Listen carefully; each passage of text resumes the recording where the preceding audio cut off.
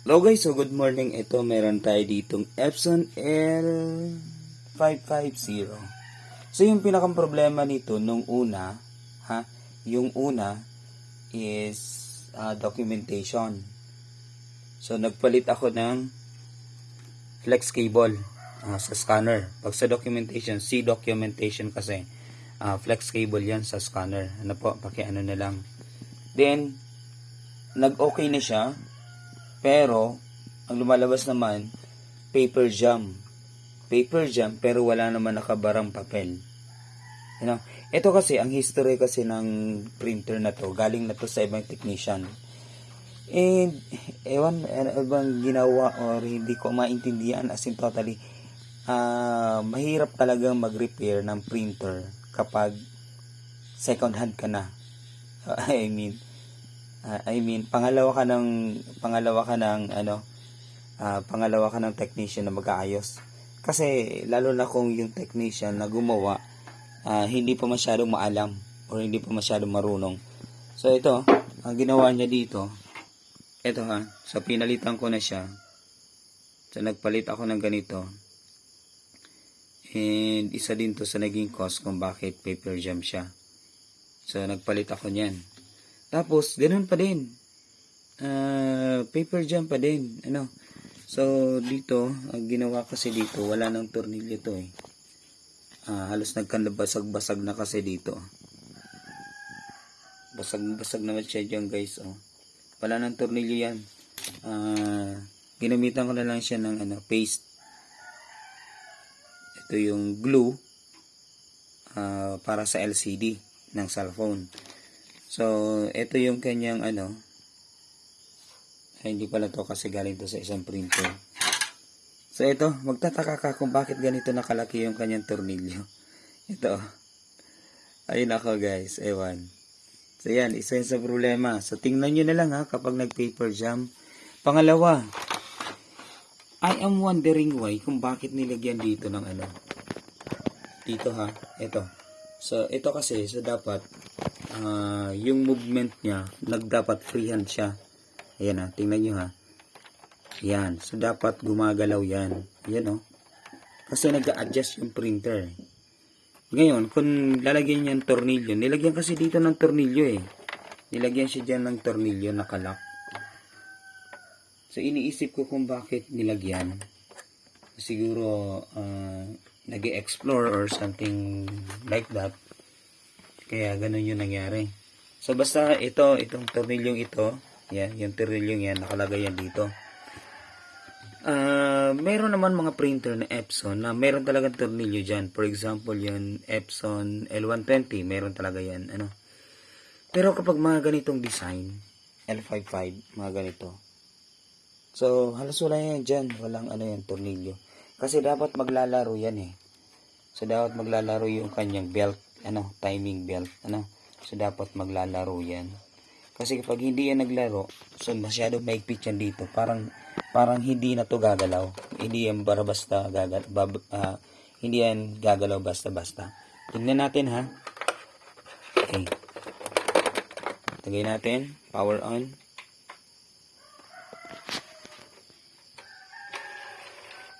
Tingnan niya. Yung movement niya. Ayan.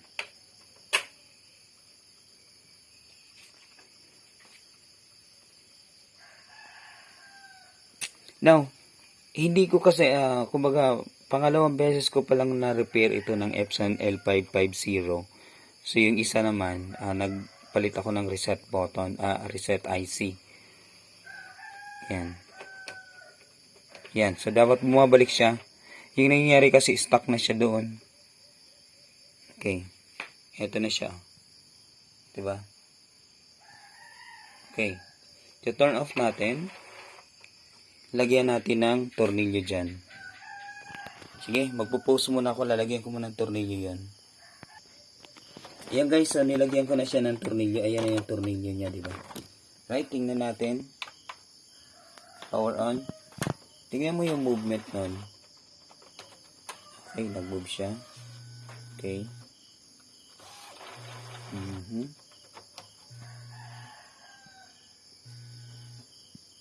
Okay na din.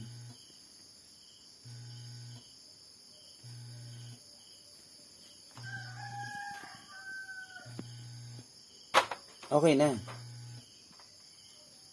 So, dapat talaga may tornilyo dito. Mahirap kasing kumbaga, mahirap siyang i-explore kasi yung nangyayari, hindi ko maintindihan. So, ito talaga yung pinaka-problema niya, So, dito nagkaroon ng problema. So, pwede nyo naman itong linisin, gamit yung, natin. Ito yung pinaka-main problem. Ayun, binalik ko nga yung tornilyo din, okay na.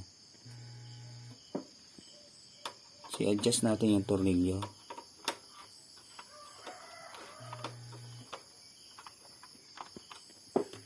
Power off.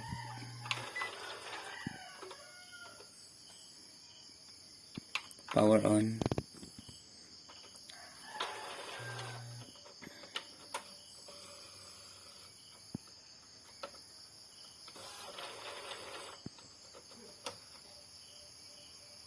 Ayun. So, nakalagay na dyan ay, yan.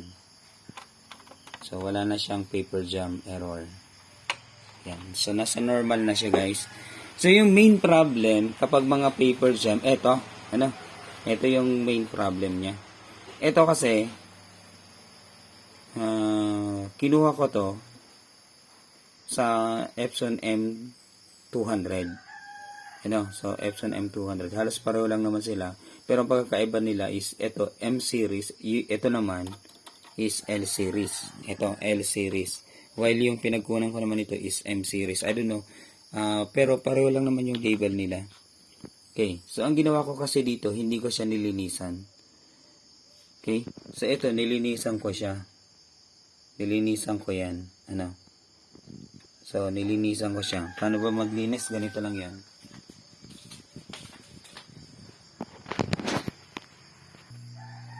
Okay, ganito lang yun, guys. So, kuha kayo ng thinner.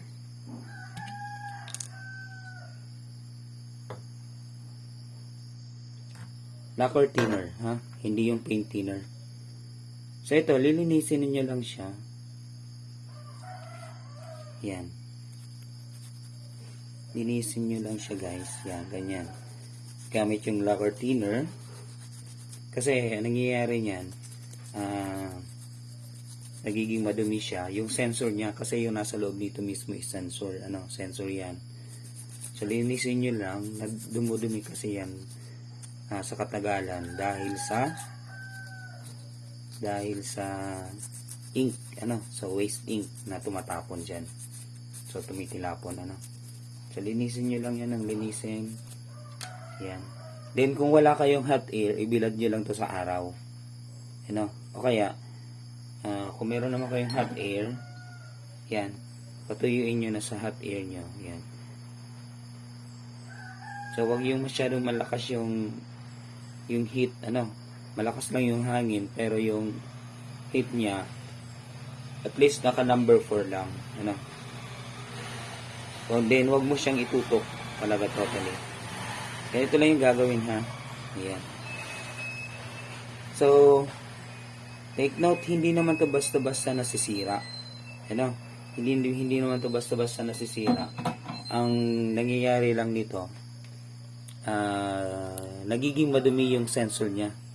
Yung pinakang sensor niya, nagiging madumi. Yung puti dyan, yan yung sensor. Nagiging madumi lang yan. So, totally, nagiging madumi lang yan kung bakit hindi niya na nasisense. So, problem nito is sensor. Lilinisin mo lang siya, then okay na yan ulit. So, yung iba, nakita ko sa ibang mga videos, pinapalitan talaga nila. So, that is correct. Pero kung wala kayong alternative or wala kayong alternate na pang so, wag nyo nang palitan. Linisin nyo na lang, ha? Much better kung gagamit kayo ng lacquer thinner. Lacquer thinner yung pinaka-the best. Alcohol, I don't know. Hindi ko pa na-try yung alcohol. Pero pinaka-the best pa din, lacquer thinner. 99 pesos lang naman to. Lacquer thinner or 85 pesos. Ayan. So, ito okay na ulit to. So, lilinisin nyo lang. Kagaya ng ginawa ko dito. So, yun. Okay na siya. I-clear ka lang, ha. So, dito pala, kasi meron na kasi ako mga na-encounter talaga na walang nakalagay dyan na tornilyo. So, yun yung nangyayari. So, in-expect ko. So, ginawa ko lang, binalik ko, pero niluwagan ko siya. So, possible may problema din yan dyan. Luwagin nyo na lang, i-explore nyo na lang. Then, palitan nyo na lang to. I don't know the name, basta may sensor yan. Basta may sensor. Ayan. And then, ayan. So, ibalik natin yung pinaka-printer niya. At pinaka-scanner niya. Then, ipakita ko sa inyo kung working na ba talaga. So, magpo-post muna ako, guys. So, yan, binalik pa lang natin yung cover dito. And then dito. So, babalik na natin yung pinaka-scanner niya. So, ito na siya, guys. Naibalik ko na yung kanyang pinaka-scanner. Ito, sira na siya. I don't know kung nasira ng may-ari or kung sino nakasira. So, okay pa naman yan. Magpa-function pa naman yan. Okay. So, let's power on.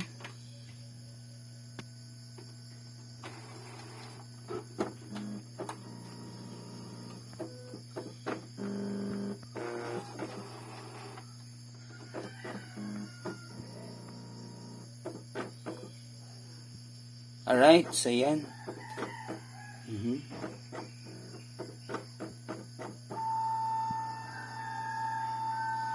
So, scanner yan natunog. So, ibig sabihin, gumalaw na yung scanner.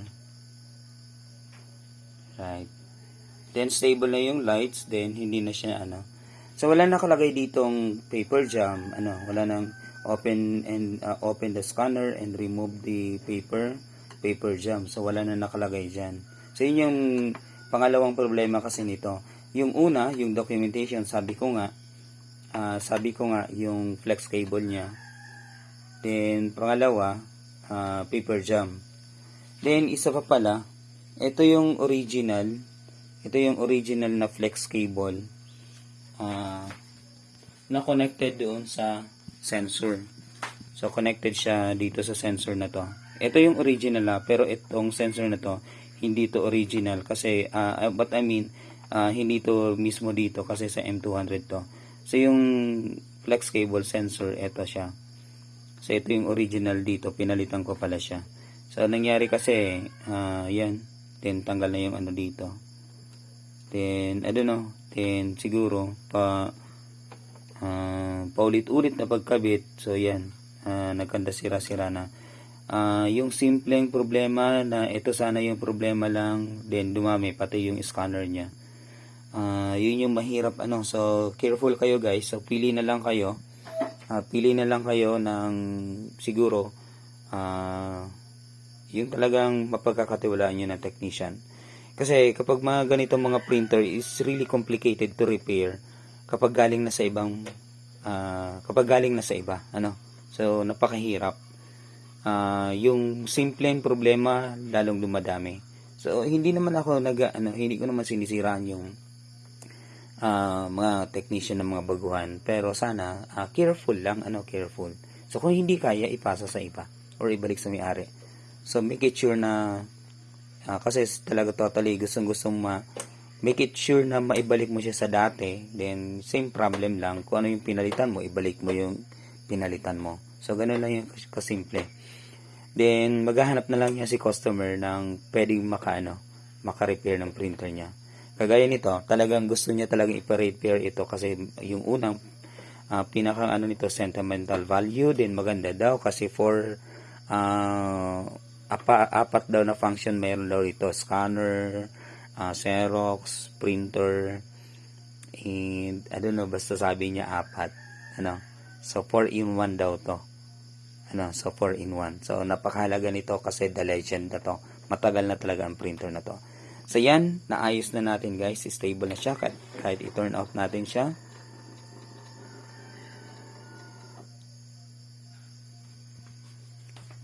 Unplug, plug in, power on.